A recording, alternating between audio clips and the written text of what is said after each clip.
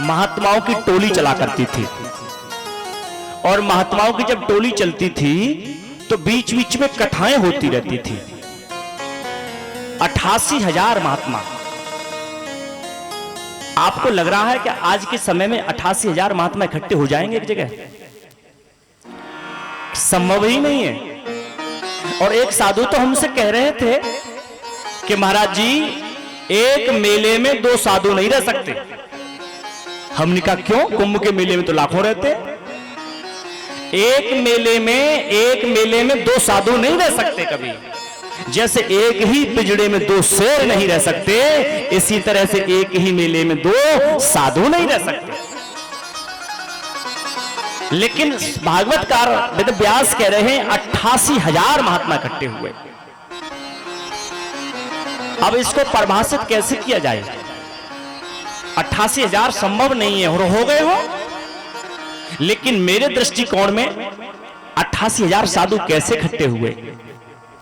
मुझे लगता है कि सूत जी महाराज जब कथा कहना प्रारंभ कर रहे होंगे तो उन्होंने 88,000 साधु किसको कहा?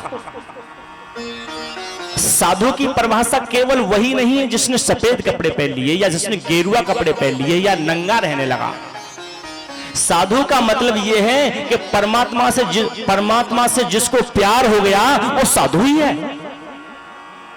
और परमात्मा की कथा में जो बैठ जाए, परमात्मा की कथा में जो बैठ जाए आकर के, उसको सूत जी महाराज साधु ही कह रहे हैं। क्योंकि बिना परमात्मा की कृपा के परमात्मा की कथा कोई सुन नहीं पाएगा। और 7 दिन में प्रैक्टिकल कर लेना। आपके गांव से दूर से लोग आ जाएंगे तो कुछ गांव के लोग ऐसे भी होंगे जो चारपाई छोड़ नहीं पाएंगे। क्योंकि कृपा जिस पर राम की होती है कथा सुनने को, उसी को मिलती है। 88,000 साधु इकट्ठे हुए। सूत जी महाराज कथावाचक बने। तो सूत जी ने सोचा कि 88,000 महात्मा एक प्रश्न करेंगे तो 88,000 प्रश्न हो जाएंगे। तो एक व्यक्ति 88,000 प्रश्नों को उत्तर कब तक देगा? इसीलिए सूत जी ने कहा, महात्माओं, तुम 88,000 में आपस में ये पंचायत कर लो कि तुम सब में विद्वान कौन है, और उसे मुखिया बना लो, और उस व्यक्ति से कहो कि वो मेरे से प्रश्न करे तो मैं उत्तर दूंगा।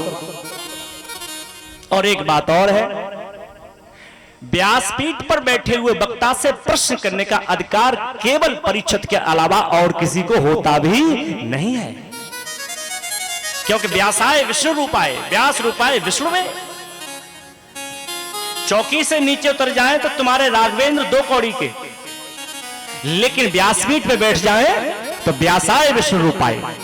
उस समय व्यास विष्णु रूप हो जाता है, और विष्णु से जुबान लड़ाने की क्षमता हर किसी में नहीं होती। इसीलिए सूत जी ने कहा 88,000 महात्माओं तुम पंचायत कर लो, तुम सब में विद्वान कौन है? तो 88,000 महात्माओं में सबसे विद्वान कौन है? उनका नाम है सौनक। क्या नाम है? सौनक। और सौनक को परिभाषित अगर करूं मैं तो सौनक उसका नाम है जो सुनकर है। सौनक उसका नाम है जो सुनकर है, अर्थात सुनने में जो माहिर है, जो सुनना जानता है, वही सौनक है। और कथा हर कोई सुनना नहीं जानता। कोई तो प्याला भर के पिएगा, कोई आधा प्याला पी के जाएगा, तो कोई सब लुढ़का के ही जाएगा, और कोई ऐसा भी होगा जो अपना ही नहीं लुढ़काएगा, पड़ोसी का भी लुढ़का देगा। क्योंकि उसका खुद का मन तो नहीं लगेगा, लेकिन पड़ोसी का और नहीं लगने देगा। तू क्यों सुन रहा है? तो सौनक का मतलब सुनने वाला। और बाबा तुलसीदास लिखते हैं कि जिनके श्रवण समुद्र समाना, जिनके श्रवण समुद्र समाना, जिनके श्रवण समुद्र समाना, जिनके श्रवण समुद्र समाना, जिनके श्रवण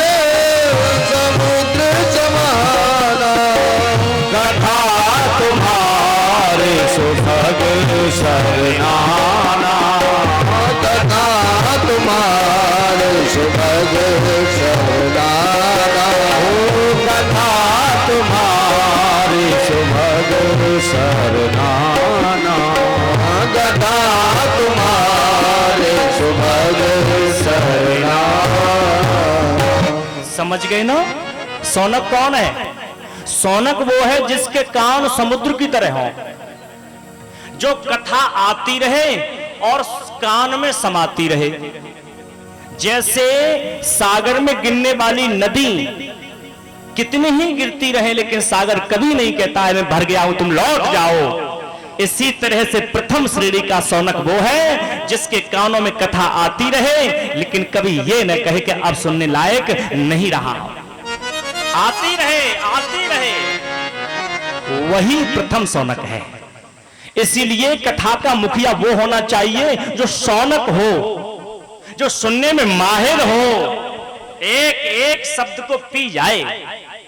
क्यों? क्योंकि ये कथा बड़े भाग्य से मिलती है और ये भाग्य आप अजमा लेना। 2500 की वोटिंग होगी लेकिन किसी का नंबर नहीं आया इस जगह पर बैठने का। महाराज जी का आ गया, वोट 2500 का है, गांव में पंडित जी बहुत हैं लेकिन इस गद्दी पर बैठने का नंबर हर किसी का नहीं आया। क्यों नहीं आया? क्योंकि यहां पर वही बैठ पाएगा जिस पर परमात्मा की कृपा बरस रही है। वरना गांव में चले जाओ, कथा में मन सबका लगता है लेकिन परीक्षक बनने का नाम ले दो तो अरे भैया बुखार सा आ जाता है लोगों को। ऐसा लगता है कि 7वें दिन तो व्यास जी गलो काट के जाएंगे, इसीलिए लोग डरते हैं। अरे भैया सौनक बनिए, आप सौनक बनिए कि जिनके श्रवण समुद्र समाना कथा तुम्हारे सुभग सरनाना। कान सागर की तरह हो, सौनक बन जाओ। और सौनक जी को कथा का श्रोता बना दिया गया। कहा सौनक आप प्रश्न करो। सौनक जी खड़े हुए और प्रश्न करने का तरीका देखिए। सूताख्याय कथा सारम मम कर्ण रसायनम। हे सूत भगवान, मेरे लिए कथा ऐसी कहिए जो कानों के लिए रसायन का काम करे। कैसा काम करे? रसायन का काम करे। फिजूल की कथा नहीं चाहिए मुझे। क्यों? क्योंकि मेरे पास इतना समय नहीं है कि मैं फिजूल की बात सुन सकूं। इसलिए मुझे सार कहिए, कथा का सार रसायन की तरह काम करे। और रसायन जानते हो किसे कहते हैं? रसायन माने दवाई नहीं होती है, रसायन माने टैबलेट कैप्सूल नहीं है। क्योंकि दवा और रसायन में एक अंतर है। दवा बुखार उतारती है लेकिन बुखार कभी ना आए ऐसी कोई दवा नहीं बनी है। दवा बुखार उतारती है लेकिन मार्केट में कोई ऐसी दवा आई है कि एक बार खा लो तो जिंदगी में बुखार आएगा ही नहीं। ऐसी कोई दवा आई है? नहीं। दवा उसका नाम है जो बीमारी खत्म करे और रसायन उसका नाम है कि बीमारी आने ही न दे, बीमारी आने ही न दे। और ऐसा व्यक्ति एक ही है जिसने रसायन को खाया है।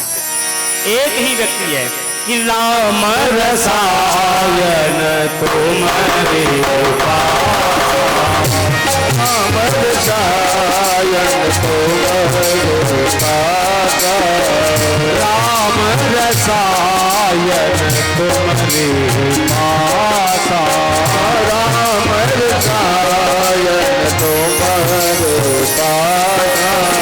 सदा रहो रघुपति की दासा, सदा रहो रघुपति की दासा, सदा रहो रघुपति की दासा। समझ गए ना? रसायन किसके पास है? रसायन तो एक ही व्यक्ति के पास है जिन्हें अंजनी नंदन हनुमान कहते हैं। और रसायन जब से उन्होंने पी है तब से एक लक्षण आ गया। क्या? वो सदा रघुनाथ के पास रहने लगे। जो रसायन पी लेता है वो परमात्मा के पास रहने लगता है। और भैया ये मेरा सौभाग्य है कि अध्यापक बहुत हैं तो कम शब्दों में बहुत कुछ समझ जाएंगे। रसायन रस का घर, रस का घर, और रस किसे कहते हैं? श्रुतियों ने श्री कृष्ण को रस कहा है। श्रुतो रसो वैसह, श्रुतियां कहती हैं श्री कृष्ण रसमय हैं। कैसे हैं? भगवान रसमय हैं, और भगवान अगर रसमय हैं तो रस का जो घर है वही रसायन है। और परमात्मा सुनने की चीज ही नहीं है, परमात्मा पीने की चीज है। परमात्मा को पियो और इतना पियो कि कभी छकने का नाम ही न लो। आप कहेंगे पीने की चीज कैसे हो सकती है परमात्मा? और भैया सकोई वालियों, जब मैं चौपाई गाऊं तो मेरे साथ गाया करो, क्योंकि चौपाई महामंत्र है। जितना तुम चौपाई श्लोक गा जाओगे उतना ही कल्याण करेगी। राघवेंद्र के लिखे गीत गाओ या न गाओ, लेकिन बाबा तुलसी की चौपाई जरूर गाओ, क्योंकि बाबा बाबा हैं, उनकी चौपाई गाया करो। परमात्मा रसमय है, रसमय है, परमात्मा द्रव्यमय है। इसीलिए परमात्मा केवल सुनने की चीज नहीं है, साफ परमात्मा पीने की चीज है। और आप कहेंगे परमात्मा पीने की चीज कहां हो गया? आप सबको चौपाई याद है, मैं गाने जा रहा हूं कि मंगल भवन अमंगल हारी, मंगल भवन अमंगल हारी, मंगल भवन अमंगल हारी, प्रभु सुधा सरथ अजर बिहारी, प्रभु सुधा सरथ अजर बिहारी, प्रभु सुधा सरथ अजर बिहारी। त्रिवित होना मेटेरियल हुआ ना हुआ, परमात्मा पदार्थवाचक हो गया, परमात्मा जलवाचक है, परमात्मा दुग्धवाचक है। आप जैसा लोगे परमात्मा वैसा ही है।